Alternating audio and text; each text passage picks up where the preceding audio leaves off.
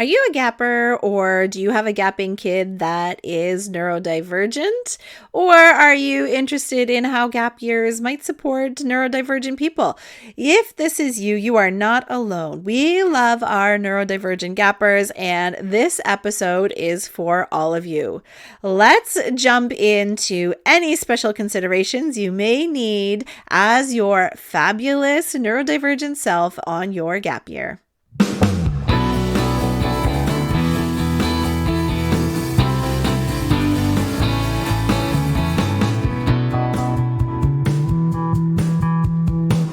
Welcome to the Gap Year Podcast, where we explore the who, what, where, when, and why of gap years. It's real people sharing their stories, ideas, and experts diving deep into how you can make the right decisions in order to have a meaningful gap year. This is the place to be no matter where you are on your gap year journey. I'm Michelle Dittmer, your resident gap year expert. Let's jump right in.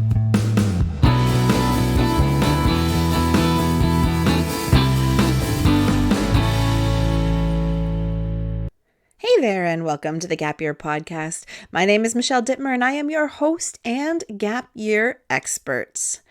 Today, we're talking all about neurodiversity and how that relates to the gap year. Now, let me take you back to my childhood. When I was growing up, neurodiversity wasn't even a common term. Autism was seen strictly as kind of nonverbal boys with lack of social cues. And ADHD, again, was little boys bouncing off the walls or being doped up on Ritalin so they could fit into school and behave. And I must say that I am so happy that we have evolved a long way from that, a long way in our understanding of what it means to be neurodiverse, and a long way in understanding about how that can show up for so many different people. So if you're here, if you're listening to this podcast, maybe you found it because you have somebody in your life who's neurodivergent. And so you likely don't need an introduction to what neurodiversity is, but if you are a longtime listener and neurodivergence is a new term for you or a new concept, I'll give you a brief introduction here. I'm going to keep it super high level because a detailed answer will take hours and hours, and we've got a limited amount of time on this podcast here. So here's how I'm going to approach it. Brains work in all sorts of ways. As we understand it today, all of those ways can kind of be broken down into two categories, which we call neurotypical and neurodivergent. Neurotypical brains are the dominant type of brain and the way that the brain works, which is catastrophically and inaccurately often labeled the normal brain, like air quotes, normal brain. And again, thank goodness we're learning more and we're getting more accurate with how we speak about this, but historically that would be termed like the normal brain. Neurodiverse brains are wired differently. They have different strengths and weaknesses than a neurotypical brain, and they are normal for the way that a neurodiverse brain functions. So neurodiverse folks are commonly diagnosed. Again, diagnosis is not a term that I love, but others do, and that's a whole other podcast altogether. But often folks who are neurodiverse fall within categories of autism spectrum disorder, ADHD, bipolar, learning disabilities, Tourette's, and so many others that fall under this umbrella category of neurodiverse. And similar to the 2S LGBTQ plus spectrum, the neurodiverse profile is so beautiful and diverse and unique, but there are a lot of struggles and experiences of neurodiverse folks and their families that is common, that is shared amongst the neurodivergent community. So that's the angle I'm going to take today. Not to discredit the uniqueness of each individual. It's not about the ins and outs of neurodiversity, but it's more about how gap years can support the lived challenges of many neurodiverse youth. So there we are. We're going to level set at that, and I'm going to jump into the connection between neurodiversity and gap years. But really, where do I begin on this? First of all, if you or your kid is neurodiverse and looking at a gap year, you are not alone, my friend, okay? This is one of the largest demographics that we chat with in our one-on-one free calls. It's very, very popular, or very common, I should say, to have these interactions with families. And it's very common for folks to keep the neurodivergent details close to their chest until the end of the conversation, because they want to make sure that they feel safe disclosing that part of their identity. It's a card they carry very close to their chest, and as a way to protect themselves from disappointment, believe me, I get it, they hold it to the end. But what I want you to know is that at CanGap, we are very much a neuroaffirming space. We are going to be honest about what level of support we can provide, and honest about what questions you should ask other organizations in order to assess if they can provide the level of support your particular neurodivergent expression needs. So, you belong at CanGap, no matter who you are, no matter how your brain works. We are here. We love you. We believe in you. We want you to be your authentic self. We understand you, or maybe it's better to say that we want to get to know all of you. All of the pieces of you. You are wonderful, and you belong at CanGap. So back to gap years. Let's get back to it. We talked about neurodivergence, getting back to gap years. So among other things, gap years are tools for mental health and self-discovery. And it's really an opportunity to redefine who you are after having left high school. And really preparing yourself and setting yourself up for success in the next step in your life, whatever that might look like.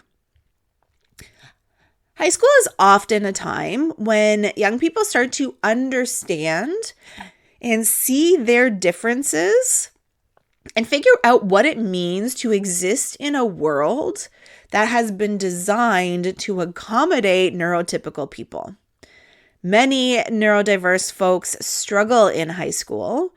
They struggle to get the accommodations that they need or get the support that they need, or maybe to fit in socially. Or we see a high level of neurodiverse folks burning out from masking all day, every day in order to be seen at school. So moving out of high school can feel like a fresh start.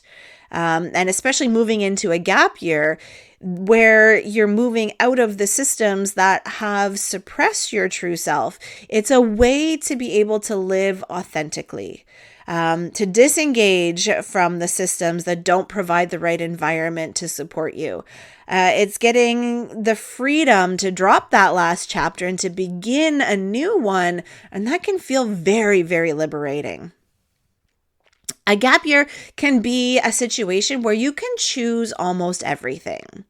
Not everything, but almost everything. You can take control of who you hang out with, what you're exposed to for the most part, what systems you're choosing to interact with. And this is an amazing break from moving between formal systems like high school into college or university that are often behind when it comes to recognizing the uniqueness of every individual and how they show up in the world. So from things from having to disclose how you are different or have diagnoses, filling out IEPs that will get fulfilled to various extents, to looking at what supports are available at various schools, to having to enter into a new unknown community that may or may not be supportive of your neurodivergence. So lots of neurodivergent community members need that mental, emotional, and physical break from those systems in order to have that reset. So gap years really are good for everyone, but there are these additional benefits for folks from the neurodiverse community.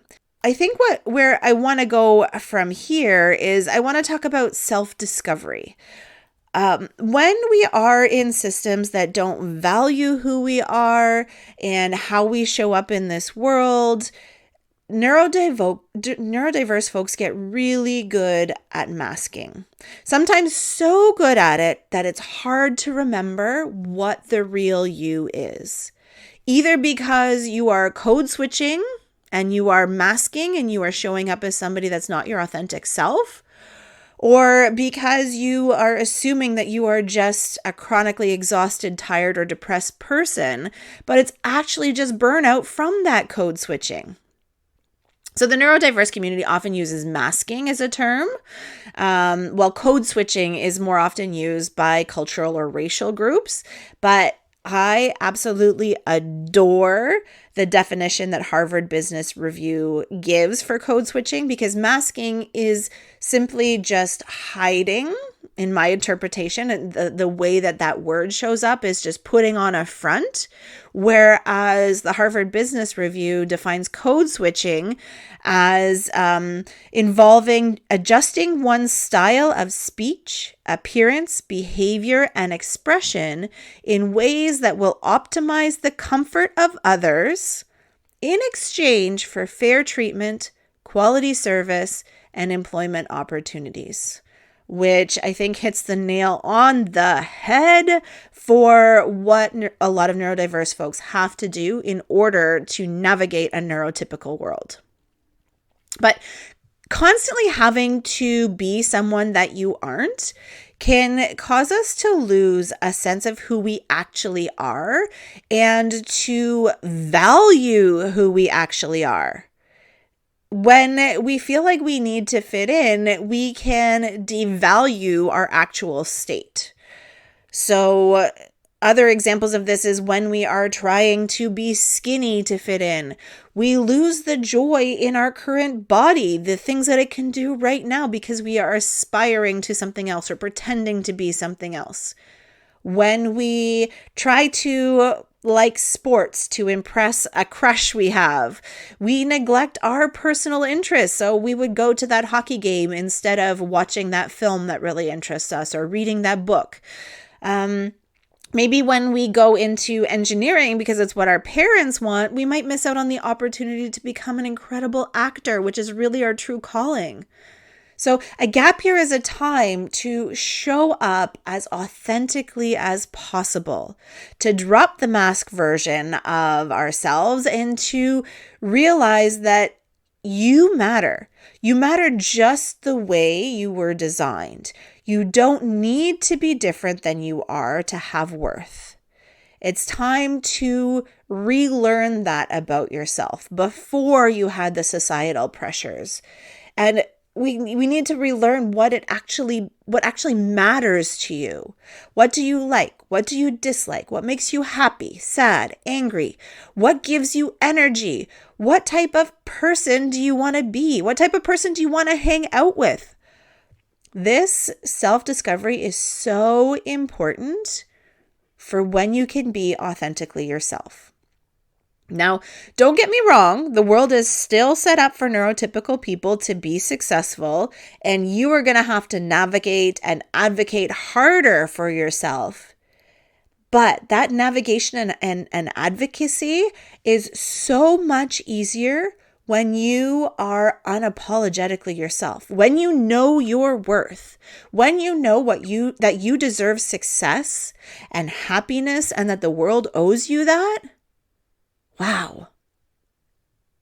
That's amazing. That's power.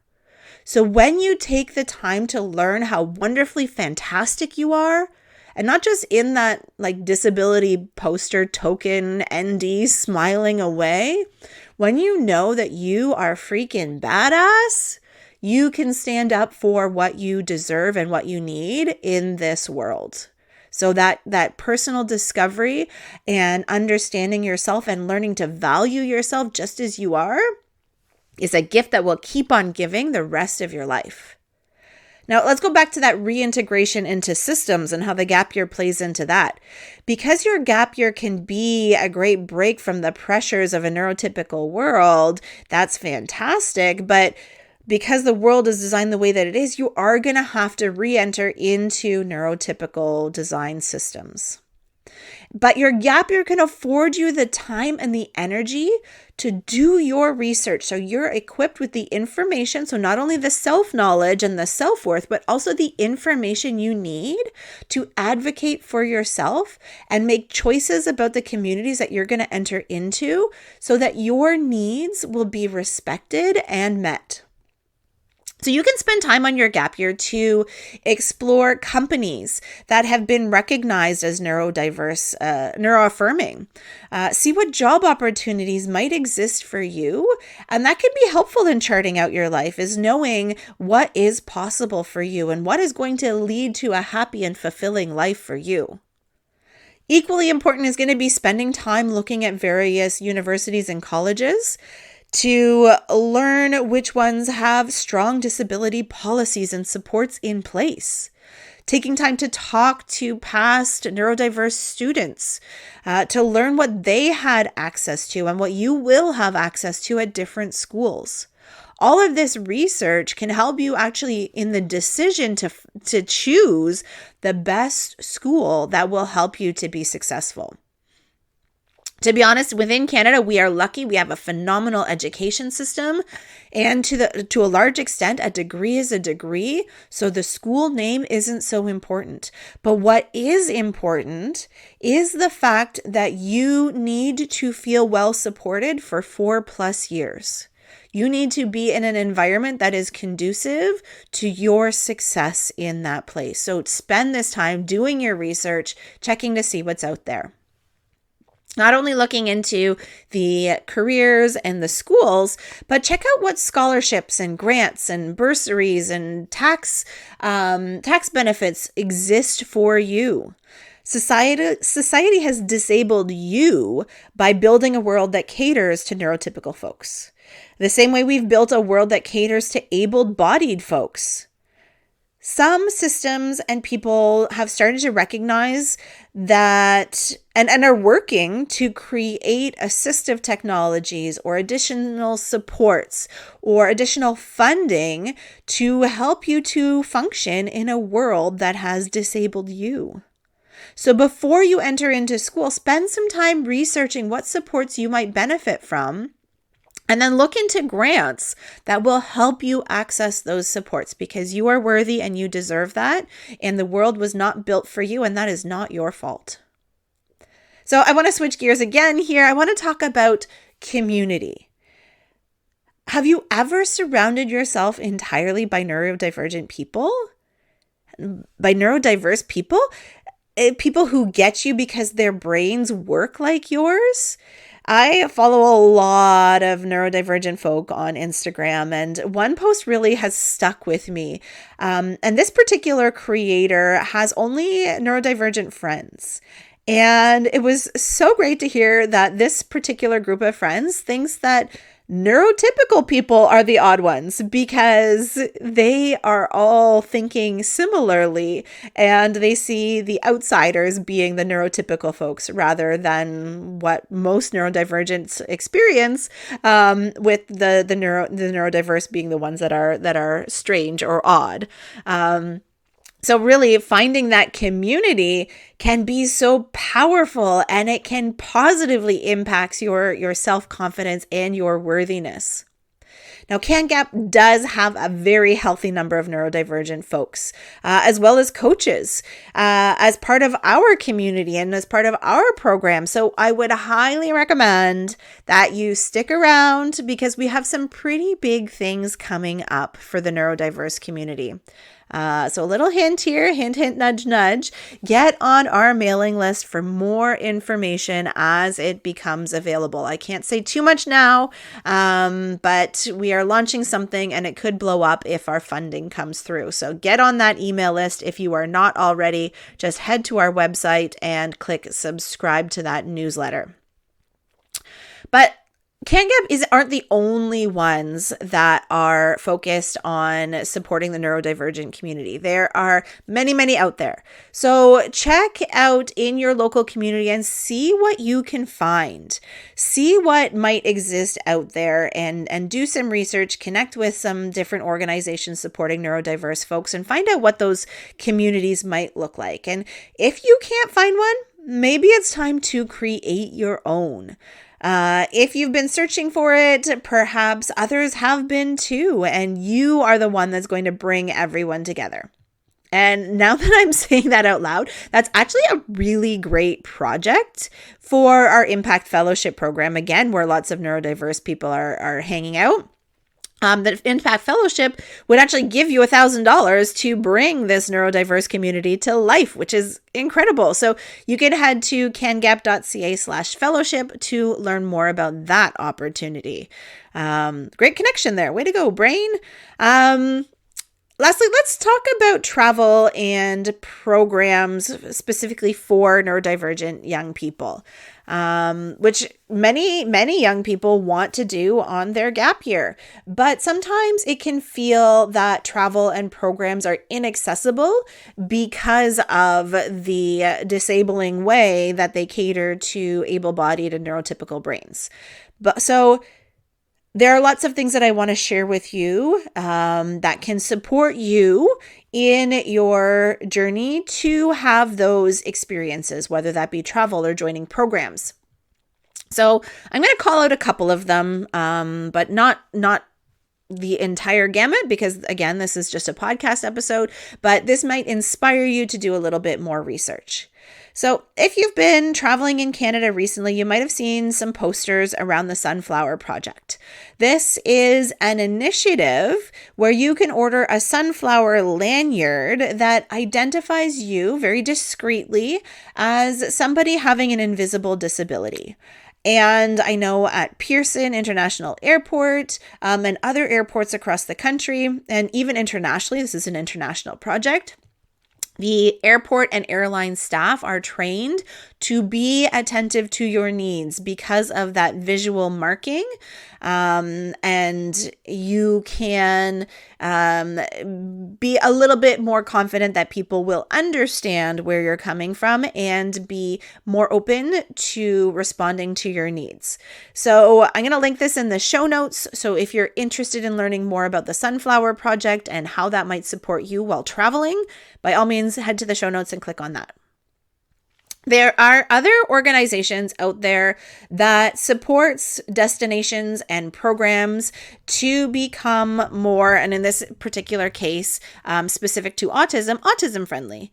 They have phenomenal databases of places that you should feel more comfortable visiting because they have gone through these certifications from these levels of checks. So the two organizations, and again, these will be linked in the show notes, are Autism Checked and Autism Travel. Great databases of places for you to check out that will be more supportive of your needs. And in my research, I'm going to put in a small little plug here because I was so excited, and believe me, we're going to be reaching out to this organization. We have found a travel organization that specializes in neurodiverse participants for their trips. These are trips exclusively for neurodivergent young people. Okay. And this isn't just like, yeah, we're going to go to a camp and it's going to be fun. These are like big trips. Okay. They currently have trips planned to Japan, to England, a multi-city Europe trip, and a trip to Zimbabwe. Okay, my mind is just on fire. I'm so excited. They have built in small group sizes, ample recovery time during more stimulating events. They have sussed every outing out to make sure that it is neurodivergent friendly, and they have trained guides to be able to support you on your trip. mind blown. Win, win, win, win, win. This organization is called Wander Rock Travel, and again, it's linked in the show notes. Hopefully, stay tuned more from them. I'm going to be reaching out to them and seeing how we can better integrate this into our neurodiverse gapper community. There are also other specific gap year programs to help neurodiverse folks develop skills to make the transition into post-secondary or the workplace easier. Now, some of these are designated as therapeutic programs. Some of them are bordering on therapeutic programs, and some of them are strictly skill development. So feel free to jump into Google, type in neurodiverse or neurodiversity gap year, and see what comes up. Now, I'm going to give a little disclaimer here. Many of them are US based. Many of them are very long, like multiple months long, and come with a quite hefty price tag. So you've been warned, but if you're looking for something specific, definitely Google that and assess the programs to see if they make sense for you. Now, I could talk for hours and hours and hours on the links between neurodiversity, neurodiverse youth, and the values and benefits of a gap year, but we're already at 24 minutes here, so I'm going to have to wrap it up. And I also know that each and every one of your family situations is different, and each neurodiverse person is unique, and I would be more than happy to speak with all of you one-on-one to discover what might be the best plan for a gap year for your particular situation. So book a free call with me. Link, as always, is in the show notes. Now, the last thing I want to share, and maybe perhaps this should have been the first thing I shared in this episode, because it comes from lived experience. This actually is a video from our gap year alum and gap year ambassador, Claire. Claire recorded a YouTube video for us about taking a gap year as a neurodiverse person. As a neurodivergent person, sorry. She has been diagnosed with ADHD, with a nonverbal learning disorder, and generalized anxiety. And in this video, she shares about how her ADHD, her LD, and her anxiety impacted her lead up to her gap year and on her gap year, and what she took away from her gap year. So I highly, highly, highly recommend you check out her video and or share it with the neurodiverse gappers in your life, because it is very powerful. And we are so grateful to her for sharing that perspective. So if you found this episode helpful and perhaps know other families with neurodiverse young people who might be in a similar situation, kind of coming up to the end of high school, or even those who have entered into post-secondary and may need a break, and maybe a gap year is what they need mid-post-secondary, please forward this episode over to them. We want it to reach the people who need this information. We want to make sure people know that a gap year is an option, and that hopefully they know that this can be a very positive experience that will impact the well-being of neurodiverse young people and will be setting them up for success beyond life, for life beyond high school. So thank you for sharing that with your communities. And I just want to reiterate before I sign off that at CanGap, we love our neurodiverse gappers. We love you. We appreciate you. We value you. And if you need help seeing that in yourself, please come join our community, because you are worthy and we can pump you up. If you need any support at all, don't hesitate to reach out to us. Check out the website for more resources. And my friends, until next time, keep on adventuring.